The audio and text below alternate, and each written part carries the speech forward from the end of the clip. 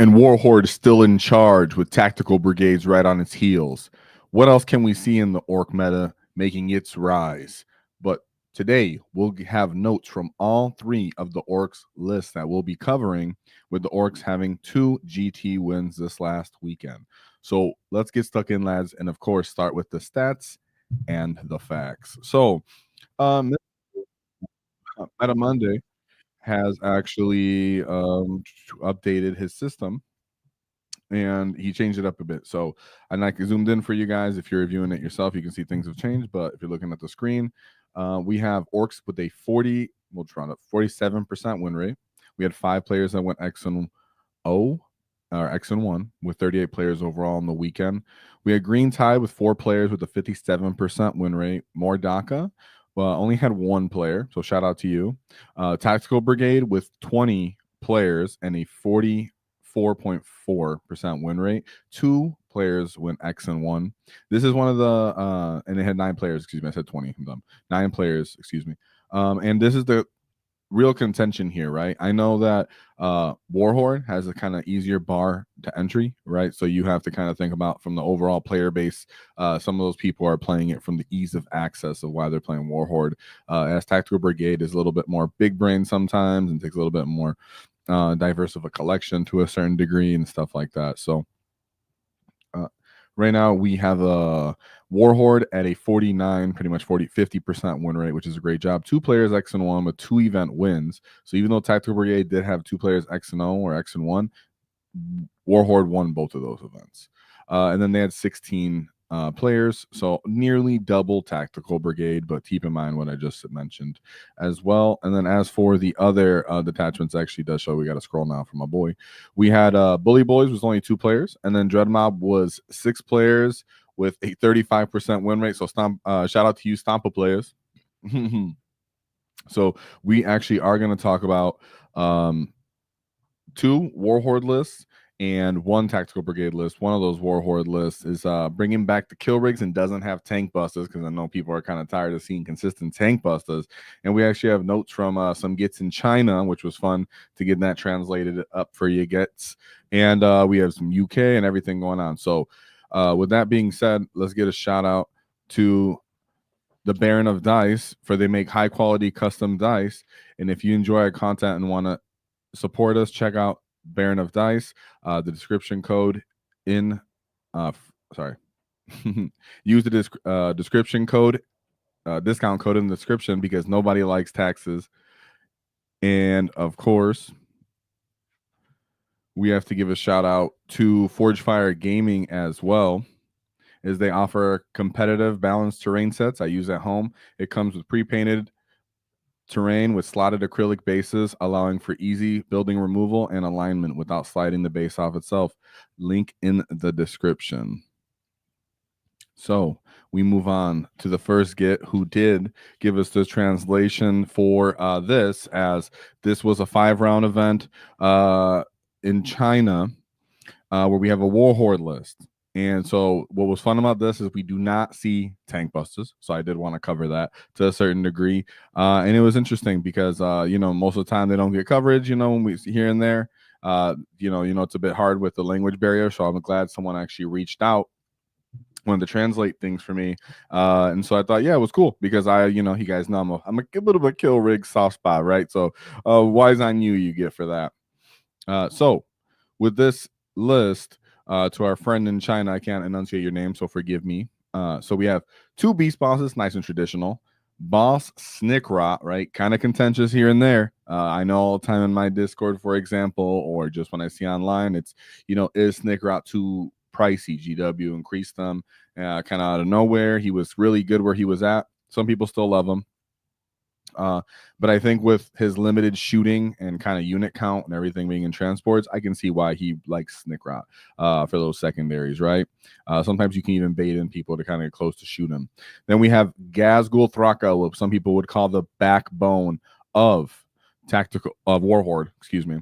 And then we have 2 war bosses, one with Follow Me Lads, 2 10-man units of Snagas, 2 Trukks, 2 SWAT teams with Breaka Boys. So 2 Breaka Boys unit with 2 flash kits. I'm just gonna say right now, we had some good Breaka Boy action this weekend, absolutely for sure. Tank Busters getting all the love because you pretty much see them copy and pasted in most detachments on most lists, which is very well suited. I mean, we understand why that is, but it's really nice to see Breaka Boy love. So SWAT teams of Breaka Boys for that damage 3, 2 units of Gretchen, just enough to screen your backfield, right? Just enough, because we actually do have the deployments, the missions, and everything for from this get. So shout out to you. And then he has 2 kill rigs, and he is playing on WTC terrain layouts, by the way. Followed by 3 Mega Knobs. So you guys know how I feel about the kill rigs. Absolute value for their cost, but so susceptible to getting alpha strike. So hard to deploy. Do take planning, premeditation to a certain degree, knowing where you can kind of end up in staging spots, where you have to kind of end up knowing that if I do get popped here, I'm going to disembark from the transport safely. So just a few words from our friend. He said that the list is built around kill rigs' toughness and their value. The flash kits are really important for the early game skirmishes and locking down objectives early to get the enemy to either commit to you in combat because they want to get through a screen, or they're going to combined arms, shoot at you, and try to fight you. In some cases, you could overwatch, of course, with this flash kit unit if you have to.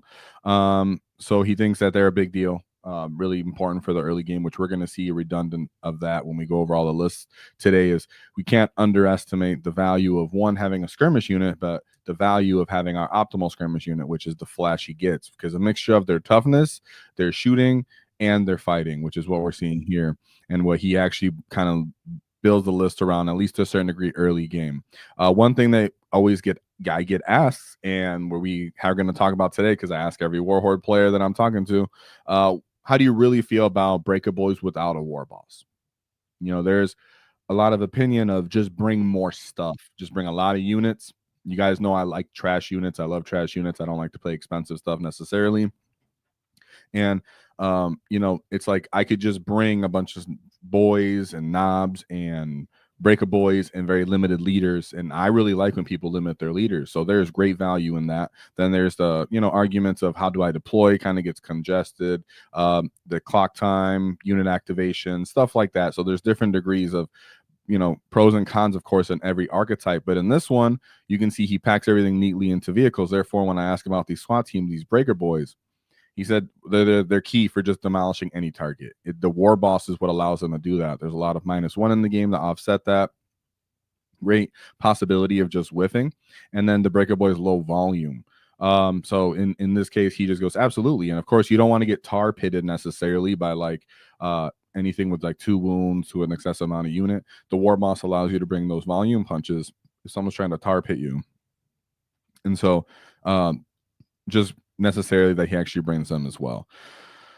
And so like he said, whenever the flashes come out to skirmish, they end up getting charged necessarily sometimes after, if it's a shooting matchup or after they do their shooting. So now we'll look at the actual mission pack, because they get actually sent it. So here we go. And in this mission pack, because he had to translate the mission pack for us, he actually put the enemy list that we're going to see here as well.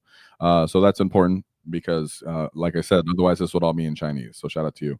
So round 1, we have search and destroy, raise banners, linchpin, right? Really classic mission. We have this WTC layout right here, search and destroy 4 and 5. His first matchup was good old Gladius Smurf Marines. So we have the Gravis Captain, Malnius Calgar, and then Rabute Guilliman. 1 intercessor unit for that sticky, 2 ballistas dreadnoughts, and then of course the company of heroes for Mr. Calgar. Gladiator Reaper, right? This is actually very important for you as an orc player to understand. If you don't really understand all the value of a truck or a transport itself has, is something like this Reaper and playing Space Marines. Is the people can't get a oath of moment target off on you if you're embarked in your transport, right? But if you are on foot with any of your units to any degree as an orc player, and you're, let's say you just wanted to stage in the building like some people like to do with tank busters or looters, or even my boy Zod, Gladiator Reaper shreds you in Overwatch if you allow him to oath you, right? So you got to be aware of that as an orc player. And even if not, try to bait out something an Overwatch from a Reaper at all times with your least important units, and then move your most important units last to try to get it out early. So we have 2 incursors, and a scout squad, followed by Storm Strike, Hammer Speeder, and then 2 Vindicators. And then as for this mission, as for one of his notes real quick, my boy was really concise, and I appreciate that, which I'm sure we had to be for the language barrier, but very traditional Gladius list. He said there is no way to prevent the Vindicator from firing and killing the kill rigs and the trucks. So in this case, you account for their range. So in that case, he just pretty much set them up in locations where he would say I would just park them in spots where I knew that I could disembark safely from there. But other than that, once I'm staged and he does take his shots at my Vindicators, then at that point, it's not really a priority target, and he can start killing he can kill other things. So he doesn't really focus on where it's at or what it's doing anymore. He starts to focus more on the mission. He also feels more about the Gladiator too, that the Gladiator, he needs to worry about the Gladiator now. So like I was saying earlier about Overwatch, that's what he was trying to kind of translate over to us, is that first priority mission when he was looking at this list is one, what Vindicator can shoot at what based off its actual range, because as potent as a Vindicator is, it's only 24 inches. So that kind of is bad for, what people would consider anti-tank. So he'd maximize that. Something could be safe because they simply could be further back, and the things that could be shot earlier, he would allow them to disembark safely as he could. Other than that, there's not enough activations from the enemy, and he gets really good trades off on this. So he ended up moving on from this one. Actually, I don't think he even told me what the score. I think I have to go back and pull it. I'll pull it up at the end and pull you guys at the score at the end, because I have to pull up a whole nother PDF thing. So then we go on to, and I did check this. It is on BCP because my boy was the Fire Chicken Club or something like that. Pretty funny. So then we go on to round 2, which was Tipping Point, Smoke and Mirrors, and then Purge the Foe, which everybody knows Ork players absolutely love, hate. Then we have Tipping Point here. Something I should have mentioned earlier too about that first layout. Sorry, let me go back to it. I think Americans, we aren't used to. Let me see if I can. Oop. I want to actually do this, guys, because I've been messing up being delayed with some of my things, and I want to be using my tools. So let me use my tools today. I wanted to write on this actual thing. So I have to change the presentation when I do this, just so you know. So hold on, pull it off. What's up? You get to see my face all up close. What's up, guys? Entire. There we go. Bam. All right. Now I can do this. Well, I know what I'm doing. I'm doing the Epic Pen. If you do the Epic Pen, you gotta do the Epic Screen. Can I get this? Am I writing? Yes, I'm writing. Yes. So last time I was messing up not doing this. All right. One thing I wanted Americans to actually point out, well, because when I used to play this back in the day, is how much of a we called a kind of gauntlet this is right here in the middle, right? There's not some long firing range where people are going to, and to a certain degree, are going to be able to get a lot of volume of fire. They can shoot because you can't stage safely either. So it's a straight up gauntlet. It's like you get the stage up here to shoot. It's pretty condensed. There's not like big long lines of fire that can get in there too easily. And if they are, they have to be infantry that's kind of like staging up or coming around or something coming around this side. So the middle is so chaotic when I used to play this, right? Because you're not really safe at any point when people are closing the distance on you, but from like certain objectives, you kind of are, which is what I liked about WTC terrain. So it was interesting how he was mentioning with the kill rigs, they're going to get popped, but when he means they can disembark is because the amount of L-shaped ruins there are, where he felt like he could be safe, and these little, of course, the bases. So I do appreciate and always have appreciated how the WTC is not as shooty, but in the certain lanes that it are, like I can shoot all the way across to this objective, but then it's kind of safe. So there are weak like spots necessarily because you could just come down from safe up here from WTC. But I don't think my American friends understand kind of like how congested this pit gets in. Because imagine you're not really getting your kill rig stuck in there. You know what I mean? How easy it would be to block out a kill rig on this objective. So that's why he's saying at a certain point, he's using it just to get up and stage for its value and get the enemy to commit to it, which was what I wanted to point out on that first one. So let me see if I can put this pen back real quick and move down. Yes, I can. Sweet. I haven't played that in a hot minute. So when I was looking at it, I was like, dude, I forgot. Because then now we look at round 2 and you see, okay, now we don't have that kind of you have to close the distance to get better lines of sight on me. Now you can see there's a bit more shooting out going on here. And then we have it with a tipping point. So you can see I'll write out, actually, we'll do that again. I'll write out where the deployment line is because he did have them written on. You can see them, but they're small for y'all to see. Here we go. So tipping point for you guys looking at the screen, that's a deployment line. There you go. Boop to my American friends. All right, so like everybody said, tipping point for round 2, smoke and mirrors and purge the foe. And excuse my presentation today, guys. I'm going to be going through a lot of stuff, and I'm going to be trying to utilize my Epic Pen and be involved. So I will improve. Bear with me. So let's look at this enemy list real quick, and then we'll go over his notes, and I'll go over the chats. You guys are going hard right now. We have Adeptus Custodes, Lines of the Emperor. So Blade Champion, Shield Captain, and Terminator Armor, and a Dawn Eagle jet bike. So that's a bit different. I know some Custodes players are trying to pull off those Dawn Eagle jet bikes. 2 4-man units of Guard, Custodian, Alaris, just a 2-man unit. 2 Warden Bricks, some Prosecutors, a Venatari unit with that free rapid ingress, and then Inquisitor Draxus. Oh, yeah, okay, I can see.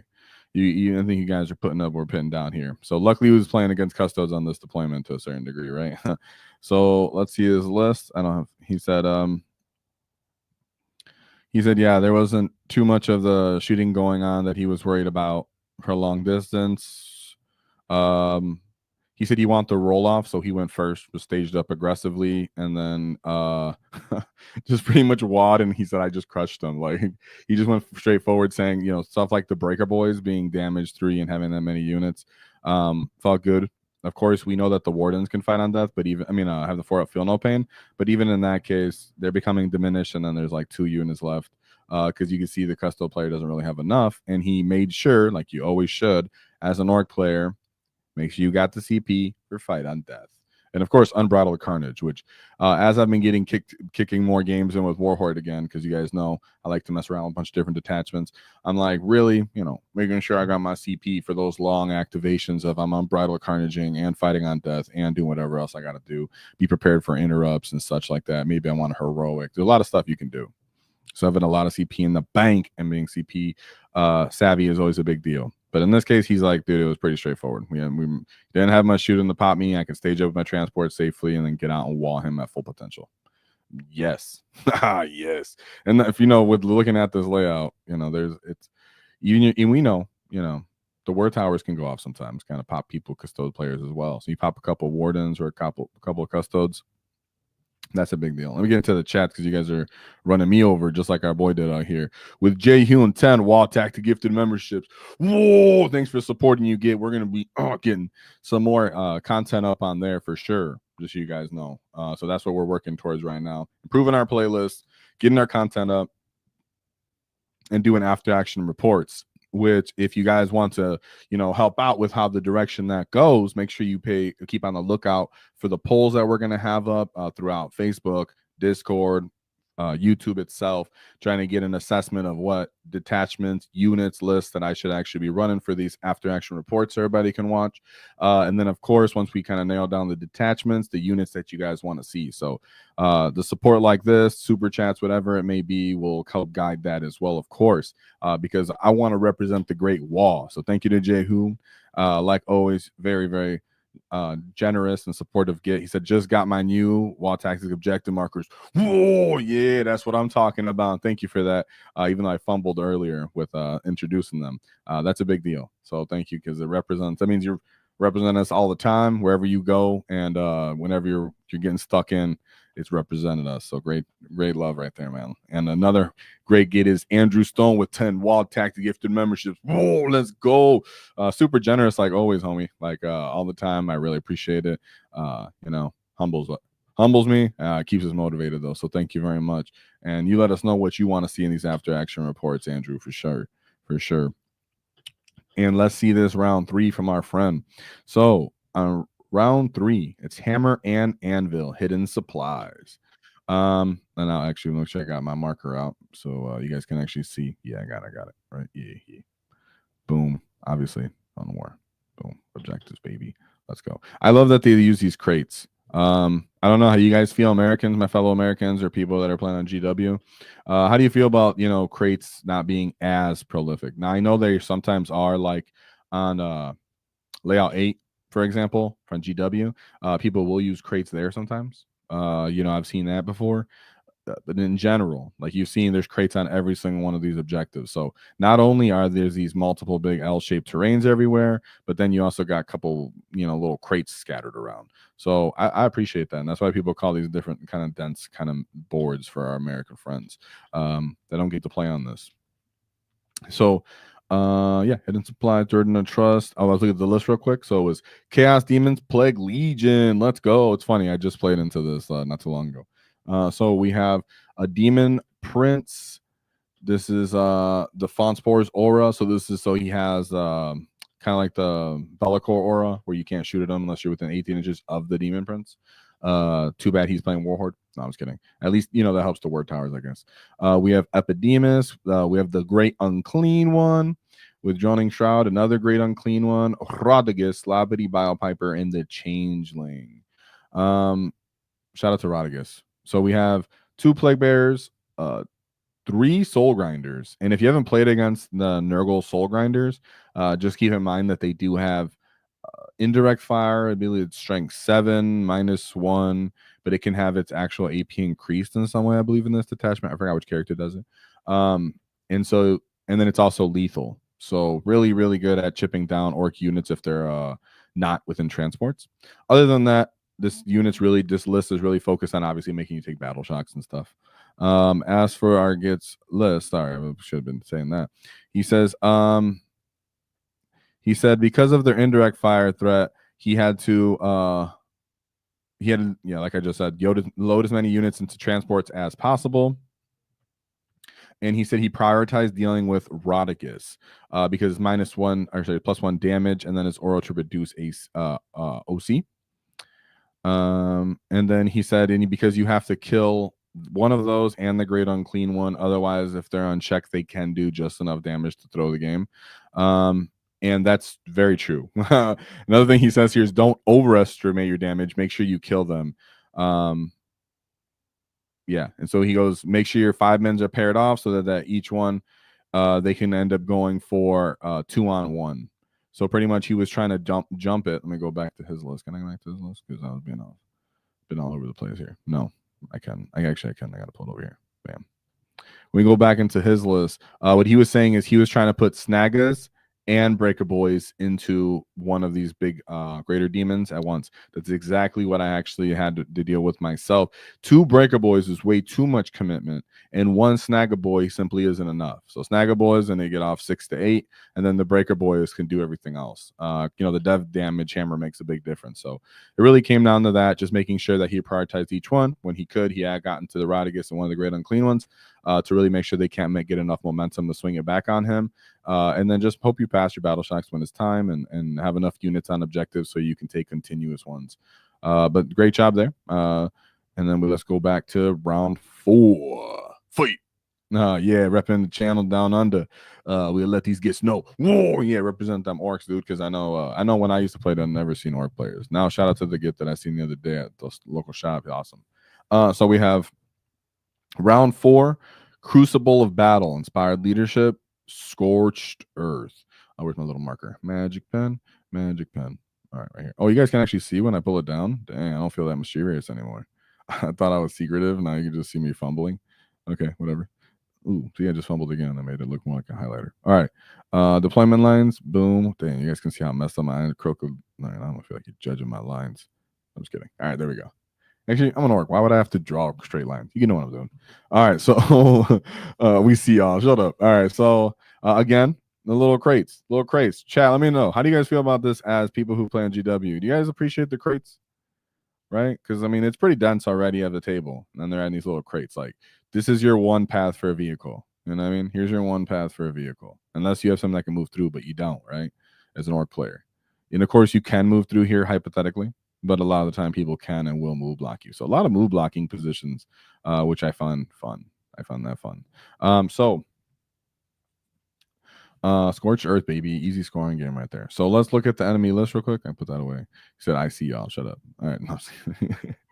And we have Space Marines, Dark Angels, Stormlands Task Force, Azria, Judicia, and then Lionel Johnson. Ooh, we got Fight First City here. Let's go. Intercessors, 3 units of Deathwing Knights, Inner Circle Companions, and 3 Invaders ATV because he needed some units still to play the game. So let's take a look real quick. With what he brought with his Fight First and the staging up you can do, I like that. But we'll talk about what our get said about this game.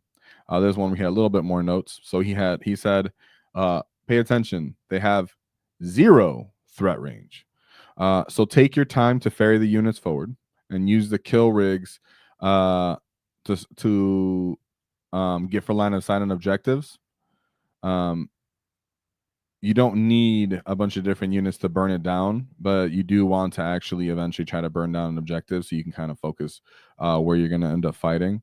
And of course, he said, again, a save CP for fight on death because they do have the multiple fight first units. And he tries to get both of their the fight first units to have multiple units kind of ganging up on them so they can't fight through enough of it, and have your fight on death invested in it to either slow it or trade with it. He said he was lobbing grenades at Lionel Johnson and bomb squigs if he could. He said he keep the key units back inside of transports. He said so that they can kind of exploit their low objective control units, and then you can flip it with your objective control units. And he said he used his Snaggas to hunt their ATVs, and then at the end he went towards Lionel Johnson. He said, don't let the deep strike units, so obviously his Terminators, get into his he didn't let the valuable units get into his valuable units. That's what we were talking about earlier, where he kind of went for the skirmishes and the trades. Pulling back his list, because he was trying to deliver gas. Oops, I just closed it. Yep, yes I did. All right, cool. La la la. So yeah, he was just trying to trade out with those units, and I just closed the notes. Thanks, bro. There we go.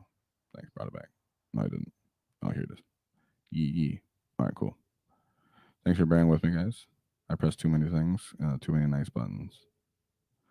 And then he said, so he held back Gaz and the Breaker Boys units. That way he would put his Beast Snagga Boys units to flip the objectives early. And because he had low OC units kind of fighting him early to go into his first fights. So that's what I like about Snaggas as well, that I always mention about Snaggas, is that they can actually work outside of the WAAAGH, especially in Warhorde, because you can pop crit 5s. So he, instead of skirmishing with just flash kits like you might do in other games, because of the value of all of these units and the investment they take, what he did was put forward, and because, like we talked about earlier, he doesn't really have any threat from the vehicles other than the fights themselves, he can use them to dogpile the important fight first units also themselves and kind of mitigate their ability to continue to fight down the street and go down on a spree, which means in that case, then he can use the rest of his units to flip objectives and then time his WAAAGH for a turn 3 WAAAGH, because he was going second and using the little leftover shooting he had to whittle them down. And in that case, he had all his hard-hitting units left over, had already kind of weakened his fight first, more elite units, or stranded / island them, or broke them down enough that they weren't really enough of a threat to push through. And in that case, then he hit them hard and delivered enough of a killing blow that they couldn't push back. So, yeah, he said in this game, make sure you just take it easy if you see this kind of matchup. I think some of them do have more guns.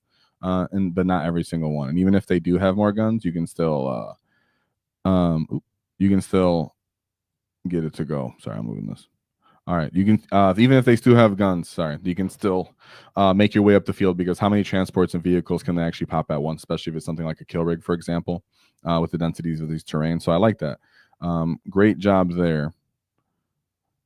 And sorry, guys, if I fumble, we translated this. So there were some parts where I was reading something and I was like, I don't think that translates to correctly to me. But it's okay. It was still really good overall for the notes. And then we go to round 5, Crucible of Battle. raise banners. Hey, let's go raise banners. People always sleeping on raised banners. Let's pull up the deployment real quick. You guys can actually visually see.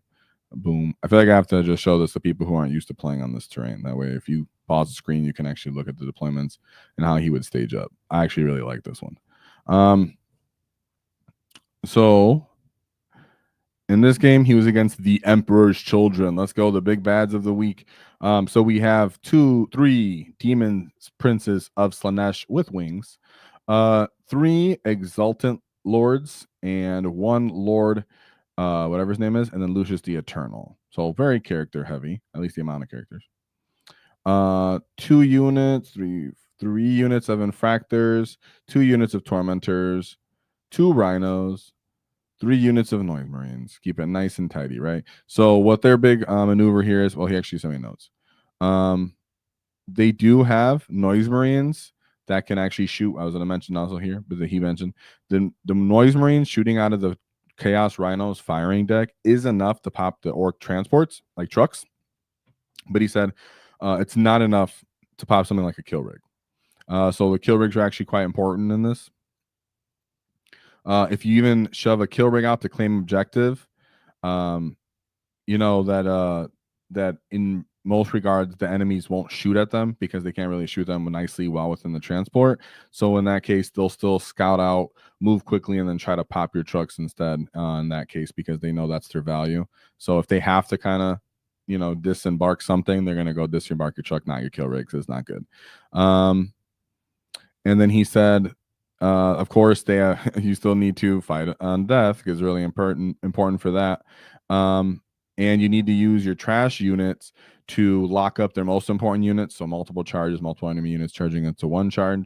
And then we need to always appreciate heroic interventions as an orc player, right? So don't just look at the enemy and say, I'm going to charge into this and just crump you and not think about what's near him, because you could be using your trucks, your kill rigs, your grots, your storm boys, your flash gets to charge first, block off the enemy's heroic, and then force your units to go the opposite direction from the possible heroic. Because if you mess up the order of activations here and you end up charging, let's just say with like breaker boys, and you want to get all of them in, but because you roll hot, you have to base to base across the entire enemy unit. Well, you've probably over kind of committed yourself. And in this case, he said that's what he really made sure to avoid the most on this last mission, round 5. And just the optimal fight on death. So it seems like kill rigs were actually a big answer here.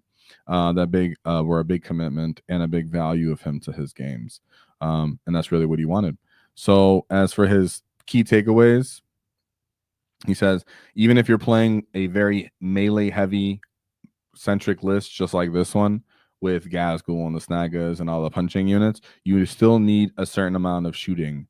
Because if you're just straight melee, you're going to get blocked way too easily, not do efficient enough trades, which is what most of us are kind of agreeing. But I'm glad that even though he went very punchy, as you can see, he brought gas and all the pretty boys, the punch hard, he still said, I just really, really needed those guns. So he's just trying to put down the efficiency of how much it was to have good trash left over. Yeah, and he goes, because if an enemy has just too much trash and you have all melee, then you're just gonna get bogged down, do nothing. So yeah. And he said, so the shooting was indispensable in those exact words. So let's go over his list one more time. Is it's a shout out to our friend from China with the crispy chicken event.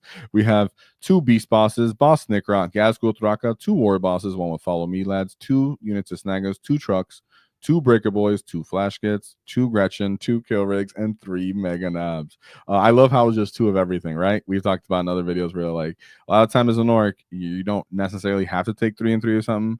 If you do, it's usually because you know it's a tank buster nowadays. But you see a lot of 2-2-2 whenever you're going for like these elite kind of transporty, punchy missile units of orcs. But because everything's neatly packed away, it's hard to get the initiative on us in certain matchups. Hard to get enemies oath sauce, for example, on us. And it allows us to stage and choose whether to be hyper aggressive on a unit or be defensive and packed away safely in little neat lunch boxes, which is kind of what this list is really centralized about, right?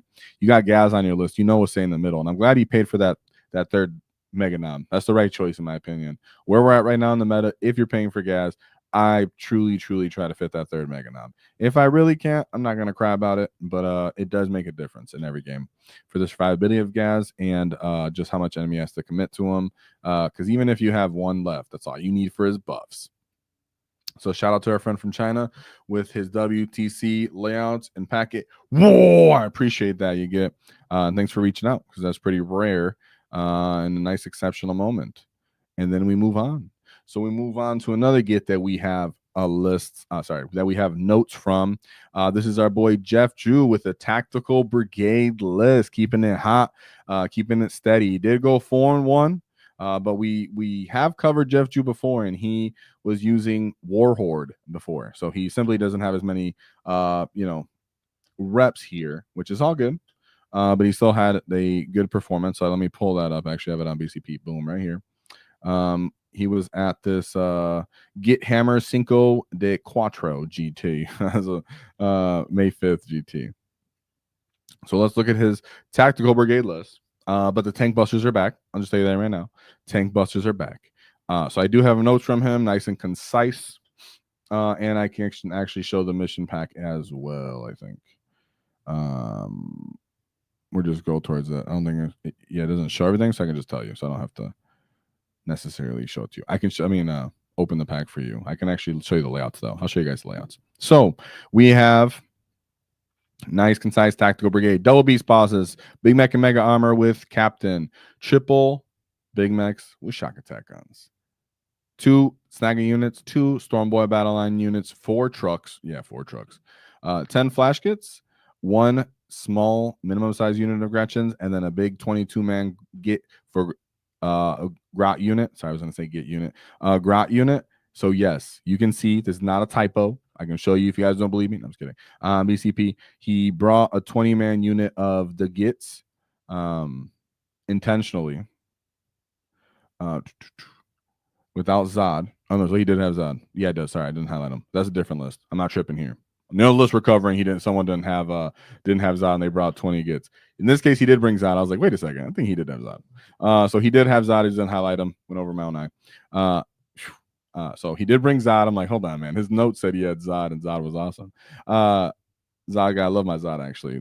In this detachment, he's a little slept on, Then we have 1 unit of commandos with all of the war gear, which is a Breacher Ram, Burner Boy, Rocket, Power Claw, and Rocket. Did I say Burner Boy? Yeah, I did. Burner, Rocket, and Power Claw. And then 3 tank busters, of course, with the Pulsar Rocket. So I do have some notes from this get. Let me make sure I have them and not in the ugly way I did earlier. That was funny how I was reading that. Sorry, guys, for being a dork. As for his SWAT teams, this is what I wanted to pull up. Yeah, okay, cool. As for his SWAT teams, it was with the 4 trucks. He had 1 with the Met Captain. Then each one he had with tank buster units, and then a snagger plus a boss. He said he would reserve 1 of the snagger units with the boss, except for versus kind of melee matchups, and then his Stormboy units. He said with commandos, he would consistently deploy them in a nice long string across the enemy's battlefield deployment line, right in front of the deployment zone, 9 inches away, so that enemies couldn't put their own infiltrators in, and then he would redeploy them with Mork's Cunning.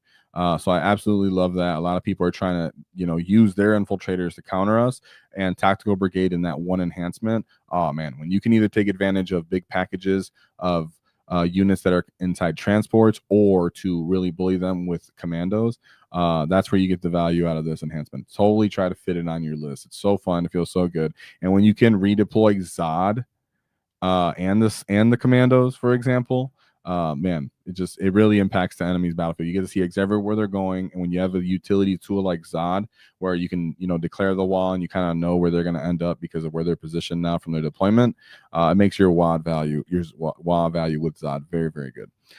So then he said, yeah. As for what he would try to do, he said most of the times he would try to WAAAGH on turn 2.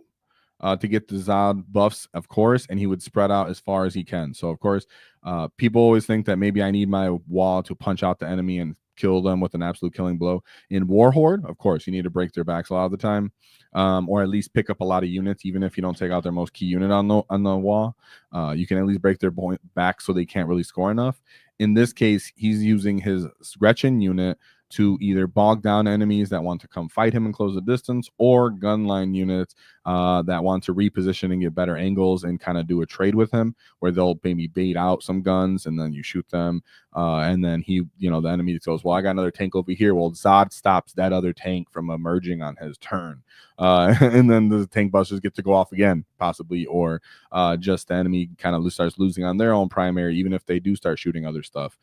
So it's actually a really big deal to have the Mandos, so you have the ability to keep enemies away. Then you have Zod to keep them away even further, and then you can continue to do the thing that we like to do, which is a nice combined arms aggro pressure kind of list here. So let's go over his tactical brigade list. I really like the combined arms. I really like that you paid for Zod.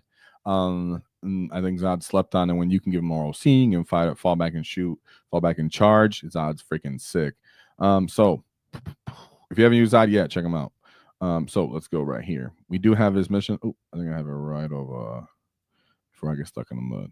Yeah. So it was mission F, Burden of Trust, hidden supplies on layout 8. I do have it right here for you also. Boom. Layout 8, if you guys, oh, that's a little ugly. I'm gonna make sure I don't mess this up. Bam. Layout 8. So I feel like a lot of people aren't familiar with this very, very hideous sometimes layout. So at first you might think of it as this is shooty, maybe you might think, if you're unfamiliar with this layout.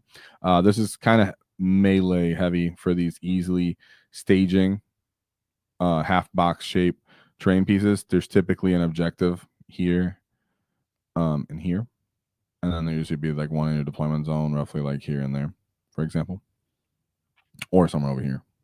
And in this case, a lot of the time it's easy to come up, stage up in here, but then the enemy come up, kind of line the building and make you can't really get through there, right? So reserves also sometimes have a hard time coming in, because since the enemy can stage here and they know that you have reserves, they can just kind of throw some trash forward and like keep your reserves off. So if you don't lock this one down, you're in a bad spot.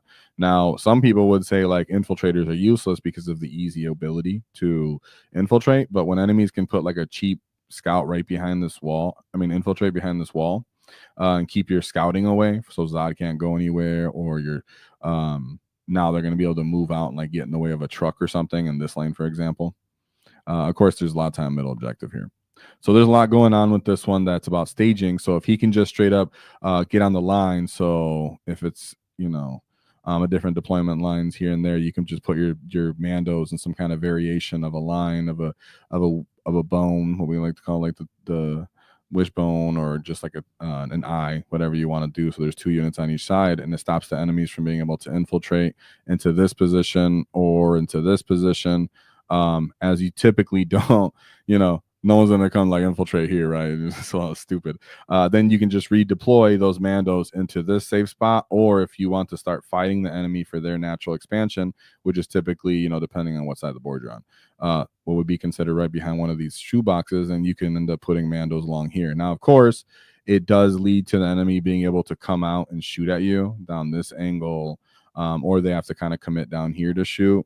But that just gets you closer, right? Which is all good, because then you have your boy Zod a lot of the time either centralized, or if you're a real opportunist, and of course you can redeploy, you can scout into this building. So a lot of opportunity on layout 8 for this kind of list. A lot of trucks to get the lines of fire, and that's good. He went into day 1. So let me put this away real quick. Can I go back now? Oh no, I still have my paintbrush out. Hold on.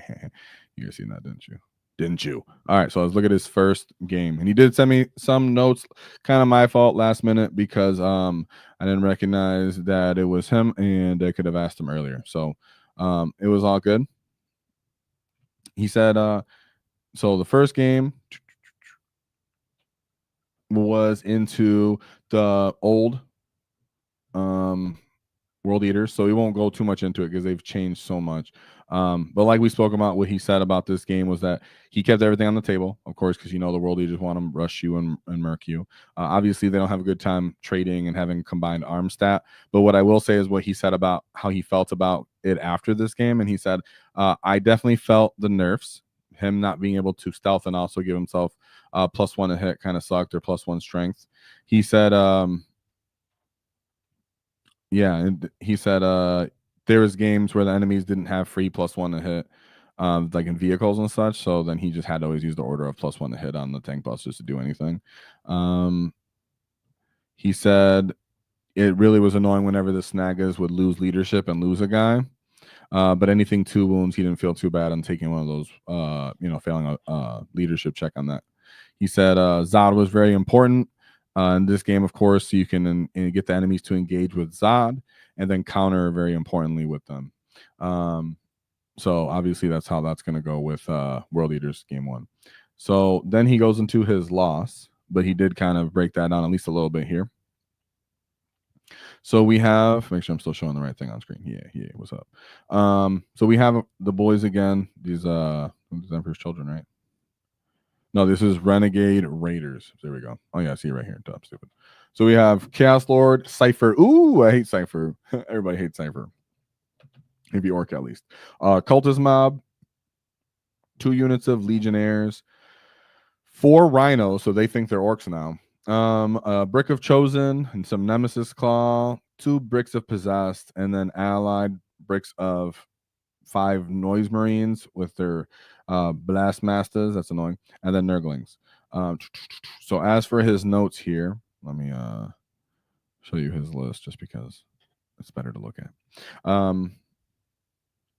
He said it was tough because he had a hard time popping his rhinos. What we talked about before that people typically want to do is if the enemy wants to bait out your tank busters, they'll put something forward, something that's like a distraction card effects. So moderate toughness, moderate trade, respectable for them, and for you, you have to commit tank busters, and then they counter and they smash you. Well, because of how the Noise Marines and the Rhinos work, and the Chaos Lords being able to run out, it was, well, he could shoot firing deck and actually kind of interact and try to hurt trucks and hurt Orc units. And then in the same case, people could disembark from the transports and kind of run you down and charge you as well. So how you interacted with them, it wasn't as linear as I just shoot them and then I stand here and then Zod charges. And it's like you're still going to get shot back. You're still going to get, combined arms worked into them. And I guess it's just dealing with that. He said killing the contents inside and the Rhino was the issue. And of course, the Snagas don't really have like good game into the Chosen and to the Possessed. This is something that we've been discussing, in Discord and such, like the difference between Breaker Boys and Snagga Boys, for example. It's like, well, you do get good, reliable anti-tank when you have sustain on your beast boss, and you get some good OC, you get good screen clearing, you get all types of cool stuff, especially when you get up to strength 6. But when it's going into his Chosen and his Possessed, he wasn't able to kill enough of them, and the Noise Marines were too efficient at popping his transport. So the Marines were able to just disembark, roll a 6 on advance, get up and charge you, beat you up. Good opponent, played pretty good. He said he just needs some more reps into it, and he thinks the enemy played really well, and that's how he ended up losing that matchup. So yeah, I mean, like we were talking about, he had really good combined offense and killing him. Close game, 67-point win. Lost there. And actually, sorry, I think his game's right here. 100. Sorry, it wasn't that necessarily close. He said that it was just a good game the whole time. So then we move on to his game 3. And now shout out to you, dude. I mean, like you said, you've been playing a ton of War Horde, so that's no shame. And I can see the guy's on your list, so he's probably familiar with what you're trying to do anyways and stuff like that. So then we move on to his 3rd game. Let's go into the enemies list. He has Hypercrypt Necrons, Silent King, Hexmark Destroyer, Locust Lord, Scorpek Lord, 2 Immortals, Deathmark, Flayed Ones, a Brick of Scorpek Destroyers, a small unit of Scorpek Destroyers, 2 Locust Lords, 2 individual Locust Destroyers, followed by a 3-man unit of heavy Locust Destroyers, Canoptic Spiders, and then a Monolith. Now, some people might think the Monolith is a joke. It is not a joke when it can teleport and jump around the freaking field. So let's take it. What was the score? 84. Okay. Oh, and I was going to pull up the mission. I was being dumb there. I was thinking about his loss. So round 2, it was mission D, Scorched Earth, Swift Action, Tipping Point. And then we go into round 3. This versus the Necrons we're just talking about right now. Persia foe, rapid escalation, crucible of battle. And this is still pulling up the wrong stuff. And this is still layout 8 for you kids. So as for when you're playing into Hypercrypt, and this is what we talked about with Zod and the Commandos, for example. So let me go back to my mighty deployment and my mighty pen. Bam. All right. So when you're playing against Hypercrypt, very, very important that you guys understand not letting them drop wherever the frick they want. Right. So you have the middle line, which we talked about, the 2 staging positions here and here. This is not just for I control my objective or I can just go punch you. This is for I can deny you from coming in from all this area from 9 inches. So each one of these bricks is an inch. So 3, 6, roughly 9. All right. So you can stop people all going roughly around this far from just being near this wall if you go pump up right against that wall. Not to mention if they send like one individual destroyer to just come out here and being able to push their own space, and then they get to drop in a freaking monolith right here. So there is merit to their list, but you being able to infiltrate, redeploy, move quickly, control the space, something like Zod. When they respond to Zod, then you get to take off on your tank busters on them, and then combine arms, kind of beat the crap out of them. Because in this case, once you do occupy those edges, which Zod and Mandos help you do, then this snaggers can come in from the ingress easier, and you can end up kind of flipping that one, because that's what's important about layout 8. That bottom objective, you can end up kind of flipping a lot as an orc player, which is the value of snaggers, right? So as we said, the difference of breakers and snaggers, one is even if the snaggers don't kill their target, if the target was low OC, then there's a chance they can at least just flip it on them and not care anyways. So in that case, it was a 84-point win for his game 3, and then we move on to game 4, where it was Ultramarines. So we have Captain in Gravis armor, Artificer armor, Judiciar, Lieutenant with combi weapon, and Trebutel Gilliman, followed by Intercessors, Aggressor, Big Brick of Blade Guard veteran, 2 Lancers, and Scepter, Repulsor, Executioner, and then a Scout. Yeah. I mean, I don't want to simplify it. It just seems like you have a lot of good tools, right? A lot of good tools here. You know, trading and Executioner and Lancers don't have great targets other than a couple trucks. And then even aggressors are super, getting wrecked by tank busters, for example. So you do have to be aware of the fight on death. I mean, not fight on death, the DCR. And you don't have the fight on death. And the Gravis Captain and Artificer armor, he himself is pretty durable. So even if you chew through all the aggressors, he can fight. Very much kind of hero hammer heavy here. Always focus on, can I kill his scoring assets quickly? This is where Zod is freaking awesome, because people will say, I will use my trash to slow down your normal wall normally. Well, there's not anything other than the Snaggers and Zod that want value in this. From the wall, I mean.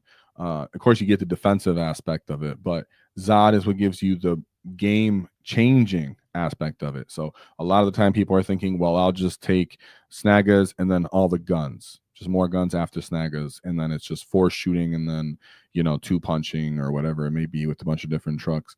Zod is the I can punch, but I also can flip the game objectives, hold enemies down. If you don't kill me, I have to be prioritized. If you don't kill me, Zod will fall back and charge again, or he'll give himself more OC and then flip that with just a couple grots left in himself. So those are those aspects of the game that, even though this guy can efficiently kill, Snagas and even withstand some of their damage, for example, the fact is that everything doesn't want to get hit by a multitude of our units on his list, specifically tank busters. But that means the Snagas, like I said before, the wall could even go forward. But he said typically, what Jeff did was wall turn 2. So in that case, you would hope, or at least be prepared based off, like we said. Let me see, this was 4. I was saying what the mission layout was, right? Because it's mission 4. So mission 4, round 4, that was 4. That was 4. I was going a little too excited, right? Yeah, because that was Williams. Yeah, it was. All right. So that was mission 4. And on mission 4, to be clear, they were playing on GW layout 1. So even though he was playing on a different layout, he still staged up and was still aggressive. Sorry, guys, I'm going to pull it up, I think. I want to pull it up. Bam, here it is. So let's go to layout 1. Absolutely love layout 1. Boom. Layout 1 is Melee City, baby. Like we all know. Layout, let's go. Stage up. Staging, baby. Everybody loves to do like a focal point here of this. Trucks allow you to actually come down and shoot down this lane and start laying down the hate. Trucks can stage up and throw guys over this line barrier and start shooting down lane 2 if they want to. Bit committal, but still pretty aggressive. Love layout 1 for orcs for the most part. I don't, and I do have the mission. Let me go back. I think I have the mission. Yeah, I did. I was going too excited. So mission was G. So search and destroy, supply drop, and hidden supplies on layout 1. For that. So that was his game 4 against the Space Marines. So I usually just find they don't have a lot of stuff. And you're getting good trades off and killing them. You're decently in speed. I mean, he's not nothing to scoff at because Gladius isn't like slow by any means. But they just get really, really low on activations. I feel like this is a good match, especially when you're like, I'm going to give myself stealth. And of course, keep in mind those Space Marines. They got so much, CP that they might be willing to pop smoke, and try to still offset your +1 to hit. Anyways, so there's a chance I might do it. Might need to give yourself orders if you really want to pop that executioner, for example. Which is like he was saying, he didn't appreciate that he didn't have the orders. But in the Space Marine matchup, there are matchups where your stealth will be your choice. So 77-point win there. And then we go into his final game, which was against Dark Angels. So let me pull out the mission before my big head forgets. Just to tell you that it was tipping point, smoke and mirrors, and take and hold. Ooh, nice. Just meat and potatoes, baby. Take and hold, tipping point. Let's go on layout 1. You guys know how that'd be, right? Fun. That's an aggro game right there. So he goes. Oh, I got it right here, guys. Sir. Bam. So we have Dark Angels with Stormlands Task Force. So we have Azrael, Ravenwing Command Squad. Oh, my little pen's in the way. Let me move that. Oh, there it goes. Assault Intercessor. 3 units of Assault Intercessor with jump packs. 2 Deathwing Knights. Inner Circle Companions. 3 Predator Destructors. 1 brick of Ravenwing Blackwing Knights. And then 2 Scout Squads. So this would be those games where I'll be ready to give myself +1 to hit and just take it, but maybe I'm wrong, right? Take all the damage. I would say with this kind of list, they want to close the distance on you. His early WAAAGHs would be very important here. He didn't have a note specifically on this game. Yeah, he didn't. I'll make sure. He didn't have a mission on this game, but he said typically pretty much every game he WAAAGHd on turn 2, which I find myself, if you're an orc player, what I want people to kind of understand a little bit, it's not as simple as I'm just going to stage and WAAAGH because it's easy, like in Warhorde when you're playing Tactical Brigade. There are times, Zod is a big reason why you go turn 2 WAAAGH. But in a matchup like this, where if you sit back too much and say, I'm just going to trade a little bit here and there, there's a chance because of the enemy speed that they can take too much of the initiative on you, take too much of a bite out of you, kind of put you too much on the back foot in positioning, whether it's your reserves get to come in or your ability to gang up on this unit because they're too far apart now and they've focused down on one side of your army and delayed the other. It might behoove you to charge a little bit earlier on another aggressive army. So you can get the initiative and take a chunk out of them, especially if they're elite or if they're just fragile fast. Then it's really like, well, you might be a little bit further than I want. I might be overestimating here a little bit, but in this case, this is one of those games where I have to go for it.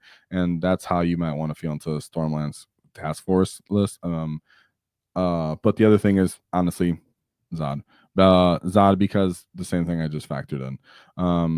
The ability to kind of end up bogging down these Predator Destructors and then keeping the position away from the Deathwing Knights to drop in wherever they want. So you can kind of make them walk up the field.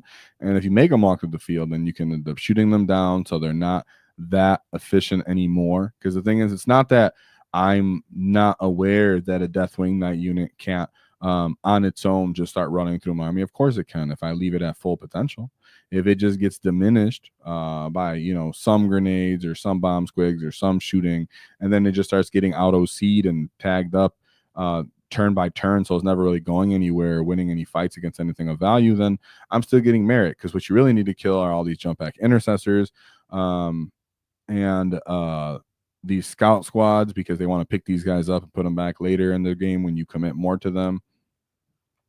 And then you just got to take out these predator destructors, because these guys who will mess up your attrition rate. Of course, he did have the Raven Command Squad too. So that was a fun little mix-up of a list. 77-point win. And wait, was that? Yeah. I'm about to say Joshua. That was his last one, right? Pretty sure it was. Yeah, and that was his last game. Like I said, taking hold, smoke and mirrors, tipping point on GW. Layout 1 for that get. So shout out to him. I love that. Very aggressive, fun game on there. So Jeff Jew, so his final thoughts for this run. He said that he felt like the list was great. He said he could just practice with a little bit more. But for the most part, the reason why he's leaning into this over Warhorde is because of Death Guard. Because of Death Guard, and he thinks their Death Guard matchup for Warhorde is abysmal, as I'm sure you guys are familiar with before, where they could stack -2 to hit, -1 weapon skill, whatever. But they used to kind of do that to you now. Well, they don't have access to that, but all of the other fight potentials, which we'll talk about in another video, does really throw away, Warhordes right now. Happiness, time in the sun, feeling on top. So in this case, Jeff is already starting to move over toward Tactical Brigade, and is he the first of what will be many of you gets to start moving over to more DAKA, Dread Mob, Tactical Brigade, kind of combined arms oriented orc list? Are we going to lose our Warhorde viability because of Death Guard? So Jeff Jew may be the first. He might be a pioneer again, and shout out to you and your WAAAGH. Love the integration of Zod to Tactical Brigade list. I loved it when I did it. The strats feel extreme great value whenever you have mobs of boys in this detachment. And so shout out to Jeff and his Tactical Brigade. And we move on to last, but certainly not least, another get from our community who keeps shining out there in the UK is our get Tom Godfrey with his 5-0 Warhorde list. Now, I might get one Trukk heavy here. Let me pull up this thing. Here we go. At the Crossing Swords Westland event, popping 3 100 wins here. So we're gonna see what was going on with these Trukk Brigade heavy, because again, we can see our get did not bring tank busters. Hey, now no hate on the tank busters. Trust me, I love my tank busters, right? But they're end up on every list. And if they do end up for some reason catching them there from GW, not saying they should, not saying they will, don't do it. Don't. But if they did, we want to know that we can still have good value without them. And in this case, something that he brought on the list are 2 really fun, important tech pieces here. One, a 10-man unit of knobs with power claws made its way back onto a performing orc list. And 2 is a big brick of Gretchen without Zod. No Zod, not a typo. This, last time I looked over Zod. No, this is legit. He didn't bring Zod. And so some people will ask why. I have a video on how you can use Grotz, but in short, he would put along his back line, force the enemy to keep Call the Horde, as he was denying his own deployment zone from deep strikes. He was simultaneously having the enemy waste a Call the Horde or a CPN trying to burn Call the Horde and have to hold it. He said that really mattered in some of his games. In one of his games, I think it made the difference of one of his wins. So he said he absolutely loves this big brick of Gretchen in the back line. And he always brings them. So check out our video if you haven't seen that, because he's been doing that for a hot minute. And then he has the 10-man knob unit. So his volume is king when you're playing Warhorde, boys. And, knobs make you feel like you have the most point per point value volume out of all the orc units. He still had 2 units of flash kits in the SWAT teams, which I absolutely love. And then 2 beast bosses. So very, really, really heavy on the anti-tank here, which is the right commitment. The meta is so full of vehicles and elite 3 wound infantry and such. So I like that he ended up teching into But you know, this does bring up what will the future of the meta hold, right?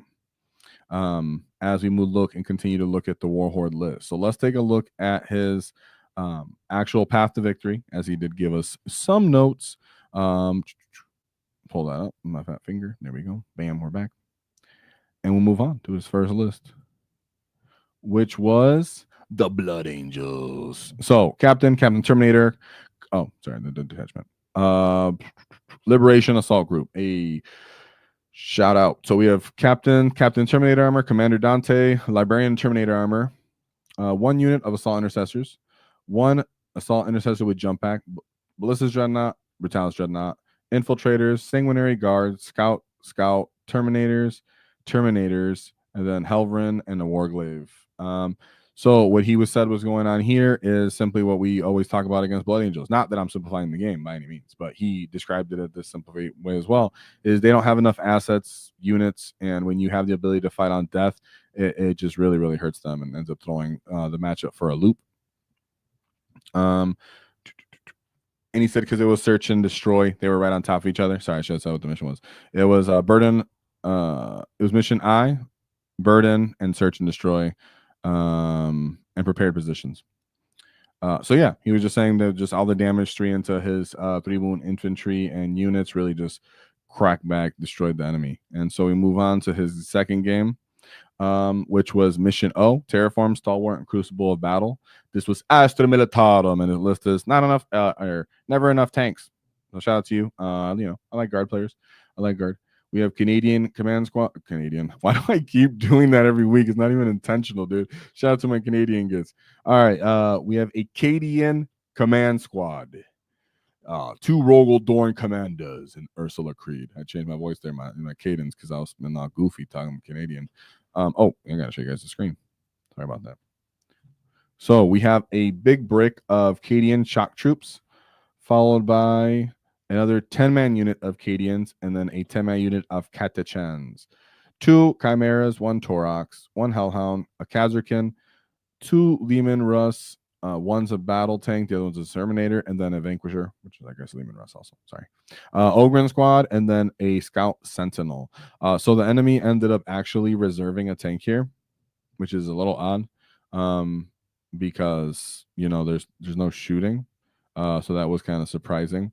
Wait, that's what he said, right? Yeah, he strat reserved the thought. He said that was kind of a mistake.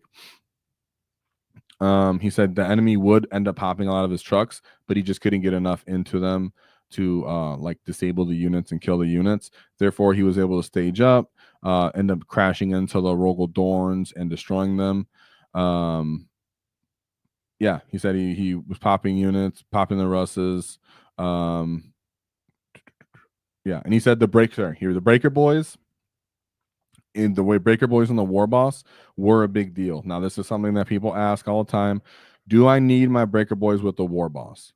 I would say for what we are trying to kill right now in the meta, if you're playing Warhorde, bring the War Boss. Now, I am very, very, very aware that Overwatch sucks butt and then really diminishes the unit if it goes off. But there's so many other like actual possibilities that could go wrong as well, that kind of offset that and really entice you to actually bring just 2 units of Breaker Boys. Now, can you get away with not bringing leaders? Absolutely.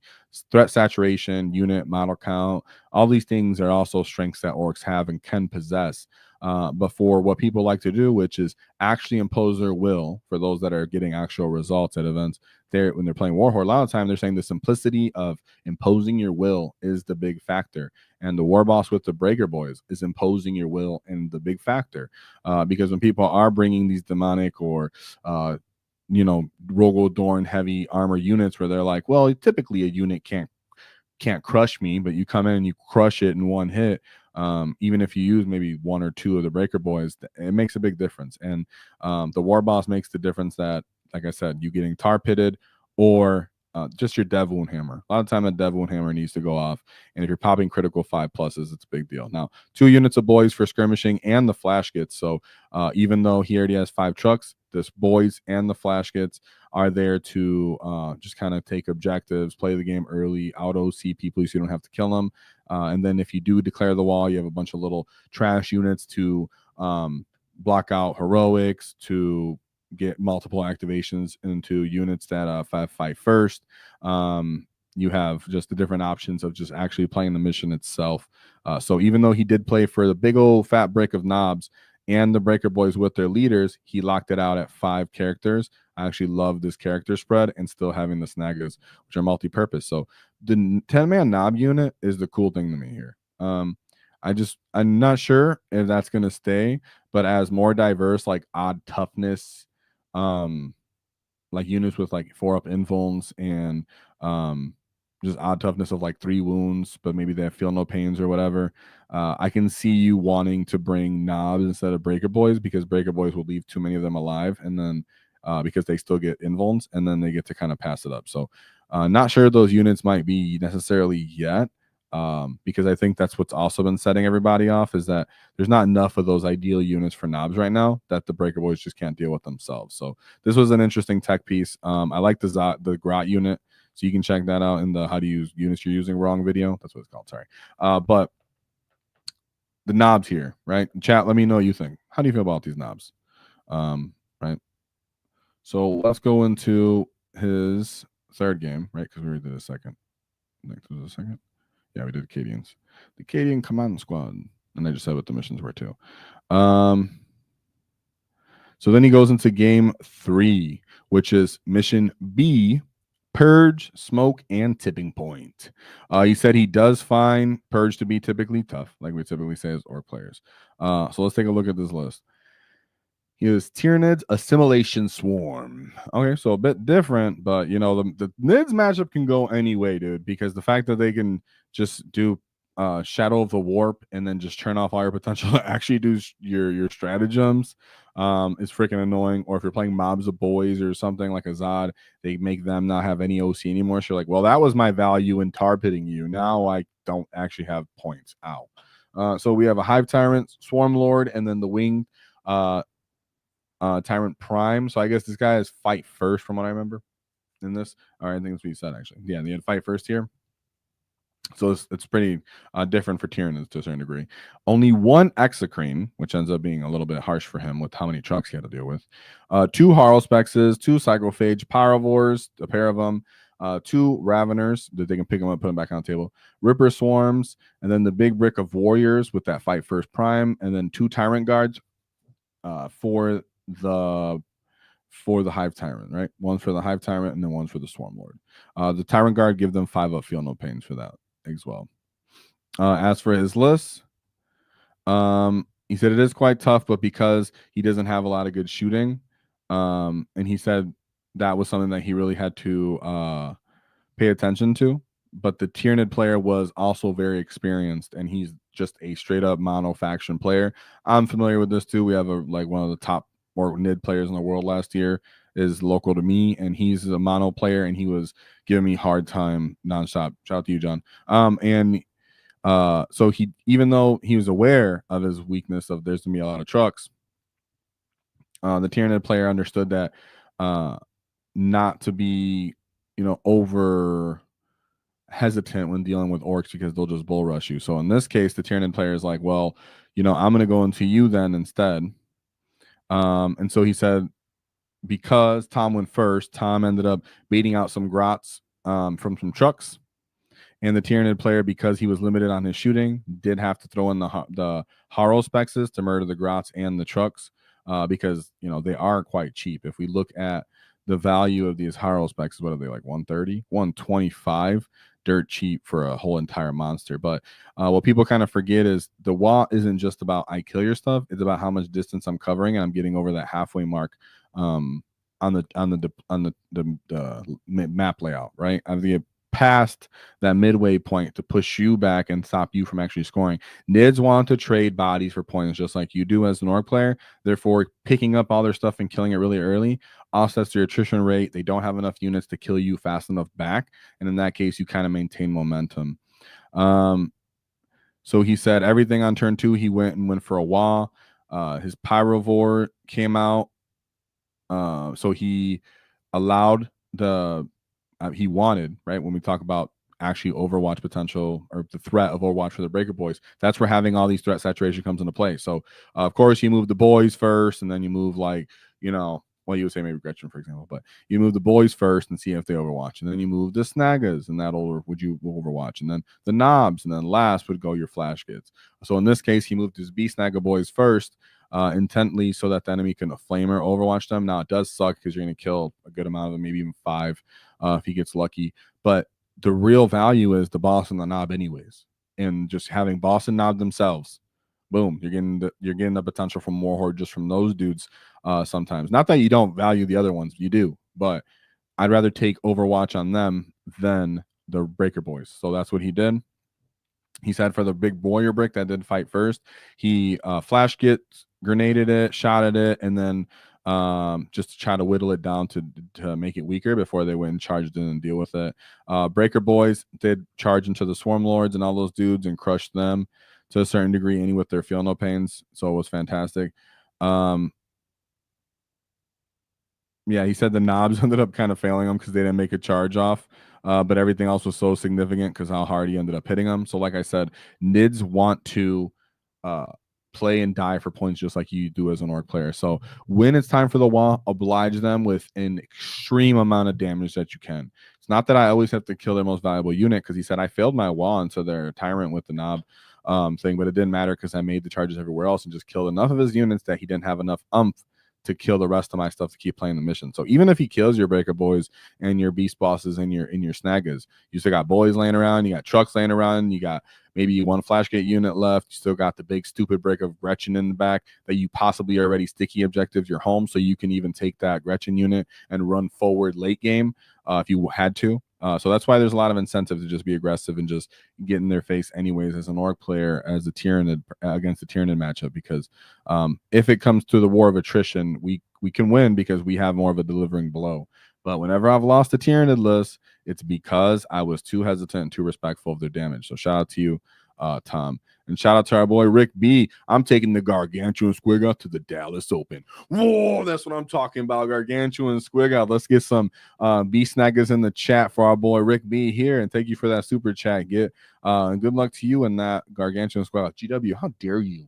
How dare you take away Artist Nails from Gargantuan Squiggoth?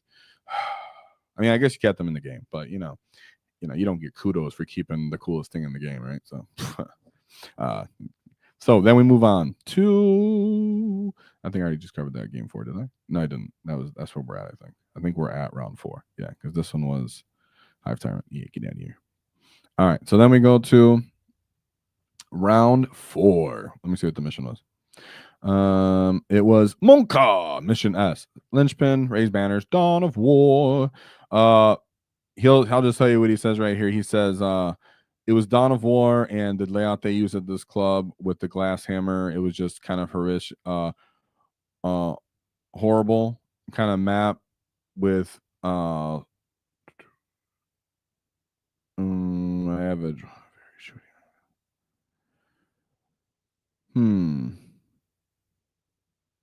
Oh, he said there's big lanes. Sorry, I wasn't really sure you're trying to say there. Sorry, the number 4. For layout 4, but he was just saying based off what the layout was, he thought there was just really big lanes that he had to kind of deal with of firing, and other than that, he was able to still close the distance and kill him anyways, because the limited firing lanes are just a couple big ones that are diagonal firing lanes, and then everything else kind of sucks. He does say that this is a respected James McLean Tau player that I guess gets good rankings. He's like 3rd in the world right now, but other than that, he was too familiar with them, and the layout was a big factor here. So it was Tau, Monk, the Recruit Shaper, 2 units of Breachers, which are pretty potent against Orcs, to be honest, with their reroll wounds if you're on objective, 2 Devilfish, 2 Hammerhead Gunships, Carnivore, 2 units of Pathfinders, 3 Piranhas, which are annoying because they make you take some battle shocks when you don't want them sometimes, 2 Riptide Battle Suits, 2 Skyray Gunships, 3 Stealth Suits. Man, nice, cheap, easy. Typical kind of some things from Talis. The character design was a little bit different, but he got another 100 there. So shout out to him. Big W on that. And then we move on to his 4th game. Last but certainly not least, Into Astra Militarum.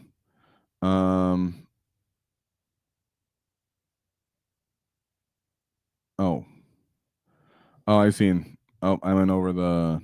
Okay, he did have notes in a different spot for the Gretchen. Oops. Yeah, but it was when how kind of how I said it was. He did say he went first though against the top player, but he didn't want that. So then he goes into game 5, which was Mission L: Take and Hold Hidden Supplies, Search and Destroy, against Guard. So he said, going first, he put the boys in the grots, the boys and the Storm Boys forward into some Bullgren. He said he ended up killing 3 of the Bullgrens with the boy squad. It's pretty lucky or pretty awesome. He said it wasn't like the greatest trade, but it still kind of took table space and allowed him to kind of play the mission. He did end up getting one of his trucks popped, but then, like we always talk about, a careen occurred. So let's take a look at this guard list. So we have Rogaldorn commanders, triple of them, and a Tech Priest engines here. 2 big bricks of Bullgren, followed by 3 more Rogaldorns. Boom, that's the entire list. yeah. No, seriously, that's the entire list. Here, look, I'm not messing with you. It's called Dawn of War. So 3 commanders, Tech Priests, 2 Bullgrens, and then 3 more Dorns. That's everything. That's his list. So he wasn't kidding when he said that it was just a bunch of stuff that was there. And that's why he put his trash forward, because he's like, I gotta put stuff to activate you because you only got so much stuff that can activate. He said when it was his WAAAGH turn, because obviously there's not a lot of screens here, he said he ended up just failing and flubbing on his charges. So he said he didn't really get enough sustained or anything off, and he barely killed a single Dorn on his WAAAGH turn. But because of the positioning of the table, because units like the boys and the mass amount of trucks, he's able to out OC him. But the enemy's kind of taking away his threats at that point. And then he said eventually he was able to tear down another unit of another Dorn and most of another Bullgren unit, but he was still kind of holding points. He said he got secondaries at the end that allowed him to do a big shift on round 4, which was containment, and then hidden with some 2 empty trucks. Yes. He said, sorry, there was something I missed there. Okay, that's what I thought. He said his grots and 6 remaining just held firm and keep scoring points. He said he ended up scoring a lot of points at the end, of 49 points at the guard player ended up scoring 49 points at the end, the last 2 battle rounds, but he barely held out every turn, scoring just enough secondaries and denying his primary to offset the score enough by 5 points for 83 to 78 point win. So sorry I meandered through that, but in short, what ended up happening here was he threw his trash forward to kind of start baiting out the enemy's activations and tanks. Staged up as aggressively could, knowing that the enemy could pop him, but didn't want them to pop and kill stuff embarked, because he only had so many actual threats, like we showed earlier with this list right here. And therefore, when he called his WAAAGH, he went in to crush more of the Rogaldorns and the Bullgrens, but he whiffed, didn't make his charges. Killed only 1 Dorn on his WAAAGH turn and 1 Bullgren unit, but you can see there's only 2 Bullgren units in this list. Therefore, it's all about tagging stuff and hoping your units hold out long enough that you're still winning on the OC by the time it's late game, which is exactly what happened. So he disembarked the trash first, went forward, got beat up. Some of his transports got beat up. Then he took his stuff to kill him. When the enemy was killing his killy units, he continued to score with his trash and keep scoring primary. And then by the end of the game, when the enemy did get enough momentum to score, it wasn't enough to offset the difference in the score. Therefore, he still ended up winning by 5 points. So there you go, to summarize the notes that I just meandered through. Sorry about that. So with that being said, that's an excellent win, having to go through multiple guards with an 83-point win to end up 5-0 at this Crosshammer Swords event. So shout out to you, Tom Godfrey, and his tons of reps that he's been getting with Warhorde. But one thing we have to ask as Ork players is, where will next week look in the weeks to come, now that World Eaters, Death Guard, and so many other Ork lists, anti-melee, fight first, anti-orc lists are kind of starting to appear all over the meta. Is there going to be a shift in what is to come? And we'll see. But shout out to our boy Tom Godfrey for getting 5-0 with the War Horde, baby. And thank you for the notes, for reaching out to letting me know. So, as I simply just alluded to, there's a lot of questions here on the table still right now for orcs as to we're doing great right now, we're doing great, we're eating good, but a lot of people are already foreshadowing and play testing and knowing the potential of Death Guard, for example, and possibly even Demonkin, World Eaters, Emperor's Children, stuff like that. Are orcs going to keep being able to play this, Trukk spammy War Horde archetype, or is Tactical Raid going to overcome it? Is a different detachment going to sneak up? Is someone finally going to figure out how to play Cult of Speed? Sorry, made me laugh.